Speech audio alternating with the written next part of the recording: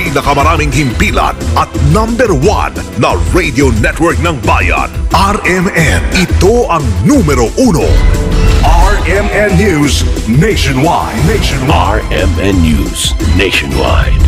Kasama ang KBP Golden Dove Best Newscaster, Weng de la Peña, at ang maasahang broadcaster, Buddy Oberas. RMN News Nationwide. RMN News Nationwide. Headlines. Ngayong adlaw sa RMN News Nationwide. Headlines. Komemolasyon ng Araw ng Kagitingan. Pangungunahan ni Pangulong Aquino. Monthly pension ng mga veterano inaasahang maitaas. Yung old age pension, yun ang pinagtutuunan natin ng batas ngayon. Gustong itaas. CBCP, nirerespeto ang desisyon ng Korte sa legalidad ng RH Law. Halos 2 buwan na, alam na po namin yung desisyon na yan. At isa sa kanila, nasabi sa akin na hirap daw ang mga Supreme Court Justices na salungatin ang Malacanang. At naintindihan ko po naman yon. Centralized gun registration pansamantalang ipinatigil ng Korte Suprema. The court required respondent PNP to comment on the petition on the merits and granted the application for a TRO effective immediately and until further orders. Czech Ambassador palaban kay MRT General Manager Albit Angkol sa isyu ng tangkang extortion. Balitang negosyo natin, ekonomiya ng Pilipinas kabilang pa rin sa pinakamabilis umangat sa East Asia ayon sa World Bank. At balita, sa ibayong dagat patay sa Ebola virus sa Guinea, umabot na sa mahigit 100. RMN News Nationwide. Ang pinakamalaking mga balita abot sa bawat Pilipino saan man sa bansa. RMN News Nationwide. Buenos Dias, Pilipinas! Buenos Dias, Pilipinas! Umaga ho ng Miyerkules na ngayon, araw ng Kagitingan, Abril 9, 2014, holiday.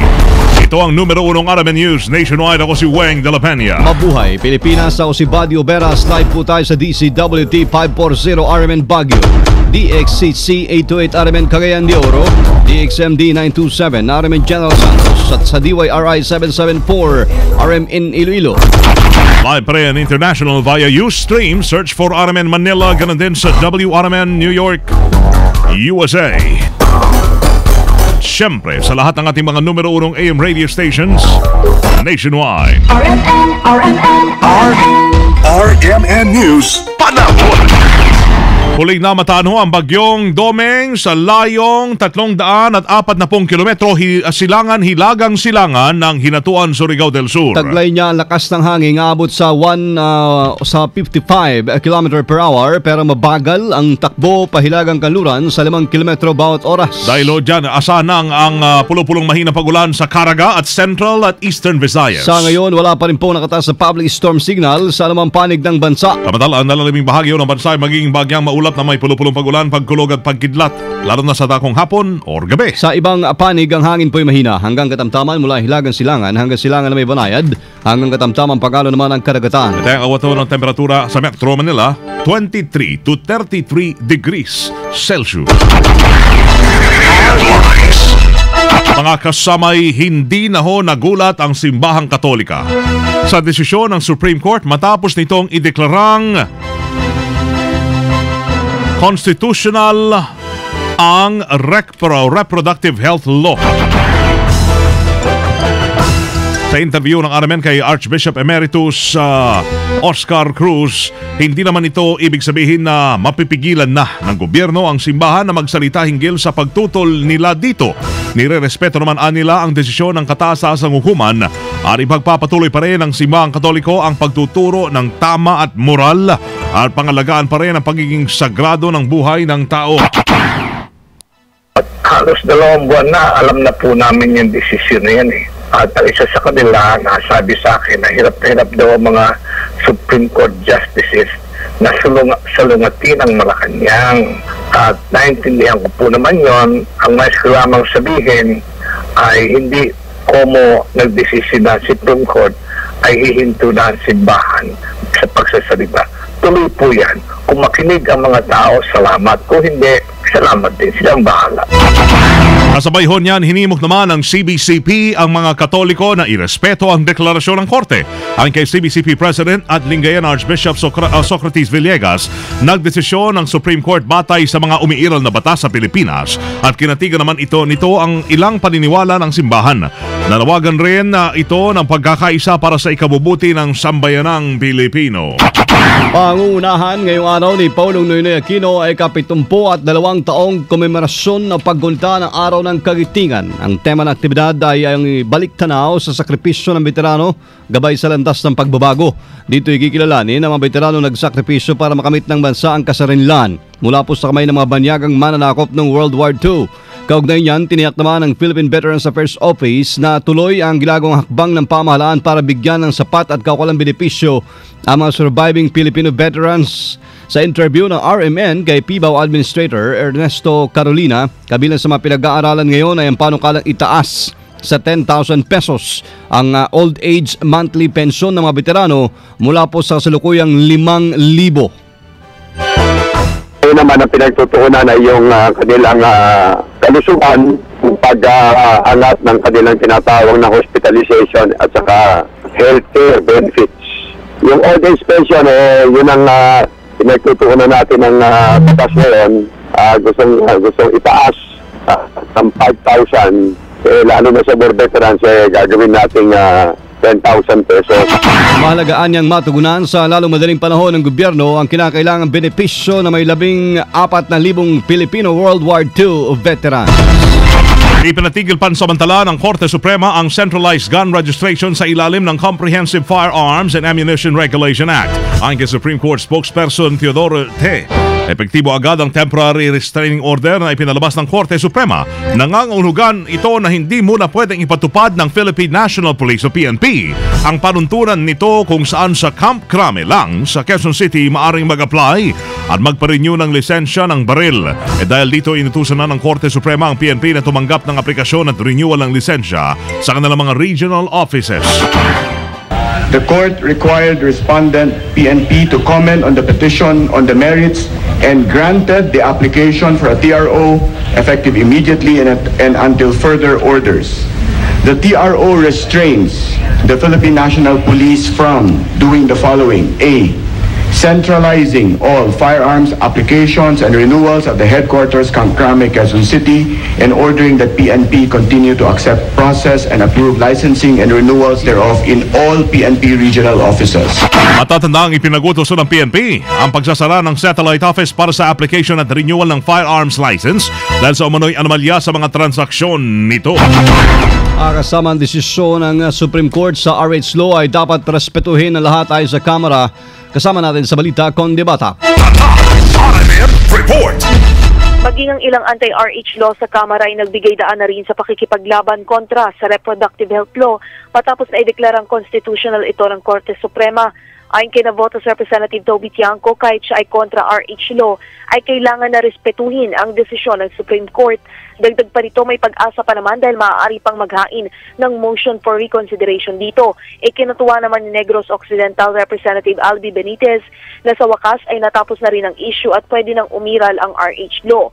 Nagpasalamat naman si Senior Deputy Majority Floor Leader at Quezon City Representative Bolet Banal sa pagrespeto ng lahat sa Senado, Kongreso at sa Pangulo at sa hindi pagbaliktad sa kagustuhan ng higit ng nakararaming Pilipino. Kasama mo mula sa Kamara, Kondebatak, Tatak RMN. Isa namang senador ng kontra sa RH Law, nire-respeto ang desisyon ng Korte Suprema. Kasama natin sa balita si Grace Mariano. RMN Report. Tanggap at nirerespeto ni Senator Jinggoy Estrada ang desisyon ng Supreme Court na nagdedeklara na ang reproductive health o RH law ay konstitusyonal o naaayon sa ating saligang batas. Si Estrada ay isa sa mga senador na bumoto kontra sa RH law dahil sa pangamba na ito ay magdudulot ng negatibong epekto sa moralidad at perception sa sex at family values ng mga Pilipino, lalo na ng mga kabataan. Tutol kasi si Estrada sa layunin ng batas na maging madali o accessible para sa lahat ang mga contraceptives na siyang nakakapagkontrol ng pagbubuntis at pagpapalaki ng pamilya.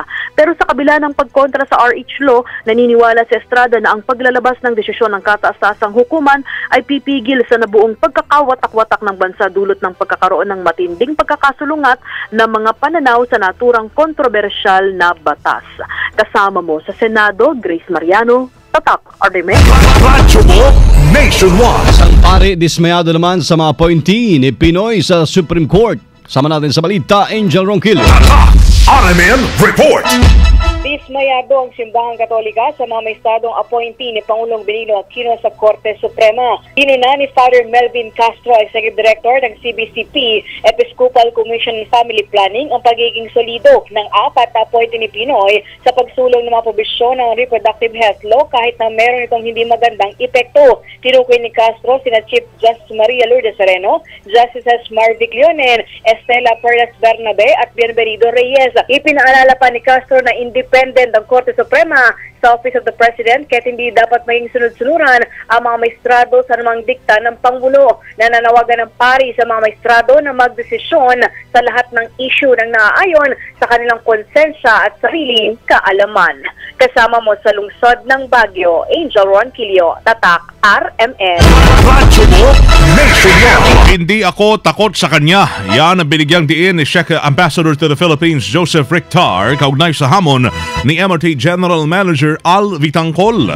Naharapin siya at dalhin sa tamang forum ang kanyang mga reklamo. Ay kay Rictar, kahit sa korte o kongreso ay nakahanda itong harapin si Vitangcol. Mapatunayan lamang na totoo ang kanyang isiniwalat sa pangingikil ng grupo ng opisyal ng $30 million sa Czech company na Inicon para sa MRT3 projects. Git pa ni Rictar, wala ring problema kung bibitawan niya ang kanyang diplomatic immunity, isang pribileyo sa ilalim ho yan ng Vienna Convention on Diplomatic Relations na nagbibigay ho ng proteksyon sa mga diplomats mula sa anumang kasong maaring isampa sa kanya. Una nang hinamon naman ang ambassador na ni Senator Francis Escudero na dalhin sa proper forum nga ang kanyang isiniwalat at sampahan ng kasong kriminal si Vitangcol. Ginagalang po maasama ng kampo ni Senador Ramon Bong Revilla Jr. ang naging desisyon ng Korte Supremang ibasura ang hiling nitong maglabas ng temporary restraining order laban sa pag-usad ng kinakalap na kaso sa ombudsman may kinalaman sa multi-billion peso pork barrel scam. Ayon sa abogado na si Attorney Joel Bodegon, nasa diskresyon naman ng korte ang pagpapasya ng kanilang petisyon. Aminado ang kampo ni Revilla na may tuturing na kahilingan lamang kanilang inihain sa Korte Suprema at wala silang karapatang obligahin ng korteng maglabas ng TRO laban sa kaso ng senador sa ombudsman. ARM Executive Secretary nilinaw na wala pang verified report sa kinaroroonan ng mga dinukot sa Sabah. Kasama natin sa Balita Live si Daisy Mangod ng RMN Cotabato. RMN Report. Verified at validated report hinggil sa tunay na kinaroroonan ngayon ng dinukot na Filipina at Chinese national sa Malaysia noong Huwebes. Ito ay ayon kay ARMM Executive Secretary Attorney Liza Alamia. Batay na rin sa impormasyong ipinarating ng Police Regional Office ARMM. Aligasyon lamang ang lumabas na balitang namataan sa Tawi-Tawi at Sulu ang mga suspect na dala ang mga bihag nila. Ngunit ayon kay Secretary Alamia, ginagawa lahat ng mga otoridad upang matunton ang kinaroroonan ng mga biktima at nagpapatuloy ang hot pursuit operation laban sa mga suspect. Maigpit din ang ugnayan ng kapulisan, kasundaluhan at mga lokal na pamahalaan ng Sulu, Tawi-Tawi at maging ng Basilan kasunod ng insidente. Kasama mo sa RMN Cotabato, Daisy Mangod, Tatak, RMN. Radyo mo nationwide. RMN News Negosyo. Kasama manatiling isa sa pinakamabilis sumangat na ekonomiya ng Pilipinas sa East Asia sa susunod pong 2 taon ayon ito sa World Bank. Tansya nila ay abot sa 6.6 na economic growth ng bansa ngayong taon, samantalang 6.9 at 6.5 sa 2015 at 2016. Hindi naman inirekomenda ni Bert Huffman, Chief Economist ng World Bank para sa East Asia and the Pacific, ang pagsingil po ng bagong buwis. Ayon naman sa World Bank Senior Economist ng Pilipinas na si Carl Chua, dapat itutukan ang employment at gayon din ang pagpapa-improve ng social spending kasabay na rin ang papalapit na eleksyon 2 taon mula ngayon. RMN News Abroad. Mahigit 100 na ang bilang ng mga namatay sa Guinea dahil sa Ebola virus. Ayon sa World Health Organization o WHO, 101 na ang nasawi sa Guinea habang may 10 namang namatay sa Liberia dahil sa naturang sakit. Sinabi ng WHO na posibleng abutin pa ng ilang buwan bago nila tuluyang maagapan ang Ebola virus sa mga lugar na may outbreak nito. Mga kasama, live pa rin mula dito sa RMN News Center sa Makati City, Metro Manila, Philippines. Inyong narinig ang numero 1 RMN News nationwide ngayong araw ng holiday. Kagitingan, Miyerkules, April 9, 2014. Sa mga taga Cebu, susunod dyan si kasama Attorney Rafael Banyok sa RMN News Diretso Balitan Cebu sa numero 1 DYHP 612. Pwedeng panoorin ang naging pagbabalita namin ngayong alas 7 ng umaga sa YouTube. Itype lamang po ang RMN News Nationwide. Thank you po, Lord, at tayo ay nagkasama-sama muli. Salamat sa inyo naging panahon sa amin. Sama niyo sa serbisyo publiko, ako si Weng de la Peña. Ako si Buddy Obera. Dito pa rin sa tahanan ng may pinakamaraming number 1, pinakamaraming himpilan, RMN radyo mo nationwide. Live via satellite. Live via satellite. RMN News nationwide. Buong bansang isang boses ng balita. RMN News nationwide. Oras